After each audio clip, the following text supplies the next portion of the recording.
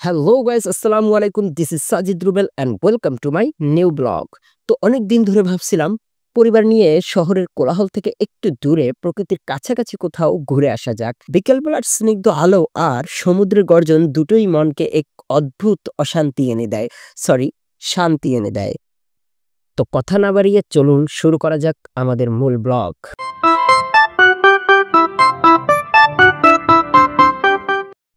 আমরা যেহেতু চট্টগ্রাম শহরেই থাকি, তাই সি বিচ যাওয়াটা খুব বেশি কঠিন ছিল না। বিকেলের দিকে রওনা হওয়ায় রাস্তা কিছুটা ফাঁকাই ছিল। শহরের নিউ মার্কেট, জিএসি মোড় কিংবা ইপিজেড এলাকা থেকে সিএনজি, অটোরিকশা কিংবা বাসে সহজেই পতেঙ্গা সি বিচে যাওয়া যায়।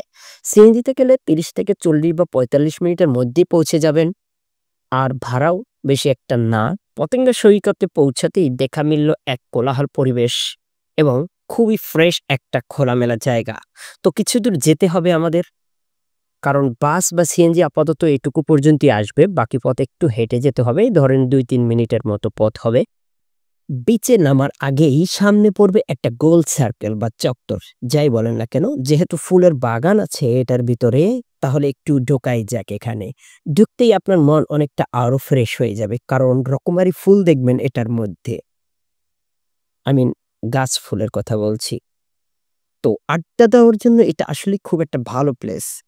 তো কিছু সময় ঘুরে তারপর চলে যাচ্ছি বিচের দিকে। বিচে যেতে যেতে দেখা মিলবে রকমারি সব আজে বাজে খাবারের, যেমন এই সব খাবার। তো যাই হোক, আমরা চলে যাচ্ছি একটু নিচের দিকে। এখানটাতে আরো ভালো ওয়েদার, আসলে না আসলে বোঝা যাবে না। এখন সময় বিকেল প্রায় ৫টা, এদিকে সূর্য প্রায় পানিতে পড়ে যাওয়ার অবস্থা। তো যাই হোক, পড়ে গেলেও সমস্যা নাই, কারণ রাতের সি বিচ আরো সুন্দর। তবে রাতের সি বিচ আজকে দেখাতে পারবো না, কারণ সেই প্রস্তুতি নিয়ে আমি আজকে আসিনি। তবে আপনারা চাইলে কমেন্ট করে জানাবেন, তাহলে অবশ্যই খুব শীঘ্রই রাতের সি বিচ নিয়ে পরবর্তীতে আরেকটা ব্লগ বানাবো। কি এক অবস্থা দেখেন, এইদিকে আমি আমার বউকে হারিয়ে ফেলেছি। ওমা, জেবিন দেখি সে তো আবার আমার পায়ে ধরে তার মাকে ফেরত এনে দিতে বলছে। এই দেখেন, জেবিন অন্য কাউকে দেখে তার মাকে মনে করছে। বলতে বলতে ওই যে আমার বউকে পেয়ে গেলাম। যাক বাবা, চিন্তা মুক্ত। হায় হায়, সে তো দেখি আবার আমাদের খুঁজে বেড়াচ্ছে। যাই হোক, শেষমেশ ৫ মিনিট আমরা আবেগে আপ্লুত হয়ে গেছিলাম। আবার এইদিকে আমার মেয়ে বিচে নামার জন্য ছটফট করছে। দেখতে দেখতে রাত হয়েই গেল। বলেছিলাম যে রাতের সি বিচ অনেক সুন্দর, কিন্তু আমি আসলে খুবই দুঃখিত, আপনাদের রাতের সি বিচ আজকে আর দেখাতে পারলাম না। তবে আপনারা যদি চান, তবে অবশ্যই রাতের সি বিচকে অনেক সুন্দরভাবে তুলে ধরবো।